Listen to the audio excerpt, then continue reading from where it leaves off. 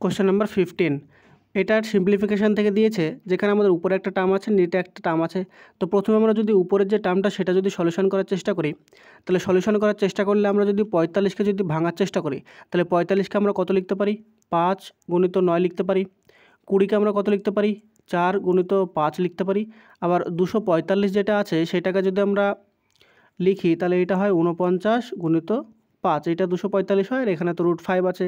তার মানে যদি আমরা লেখার চেষ্টা করি তাহলে এটা 45 মানে ছিল 5, এইটা লিখছি দেখো, 45 মানে হচ্ছে √5 গুণিত 9 মাইনাস 16 √20 মানে হচ্ছে আমরা 4 গুণিত 5 লিখেছি, প্লাস 45কে যদি আমরা লিখি তাহলে এটা লিখতে পারি 49 গুণিত 5 মাইনাস 47 √5।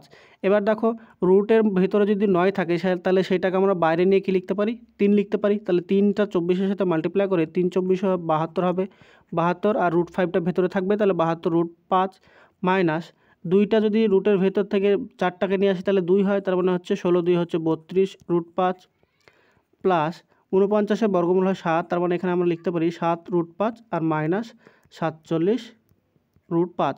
এবার দেখো, যোগ বিয়োগ করে যদি কিছু কাটাকাটি হয় তাহলে এখান থেকে আমরা লিখতে পারি 72 আর 7 যদি অ্যাড করি তাহলে এখানে আমরা কত পাই? 79 √5 মাইনাস 32 আর 47 যদি অ্যাড করি তাহলে এখানে আমরা পাই 79 √5। তাহলে এখানে প্লাস 79 মাইনাস 79 কেটে গেল, তাহলে এখানে আমাদের উপরের যে পার্টটা ছিল সেটা হয়ে গেল 0। এখন কোনো ইকুয়েশনে বা কোনো ভগ্নাংশে যদি আমরা 0কে কোনো নিচে যাই থাক না কেন, নিচে যদি কোনো কিছু থাকে সেটা দিয়ে যদি ডিভাইড করি তাহলে সেই সংখ্যাটার মান অলওয়েজ আমাদের 0 হয়। তাহলে এখানে আমাদের এই অঙ্কটার ক্ষেত্রে উপরের পার্টটা যেহেতু 0, তার জন্য আমাদের নিচে যাই থাকুক না কেন সেটা দিয়ে ডিভাইড করলে আমাদের অ্যান্সারটা কত পাবো? অ্যান্সারটা পেয়ে যাবো অপশন নাম্বার ডি, 0 হয়ে যাবে এই কোয়েশ্চেনটা সঠিক উত্তর।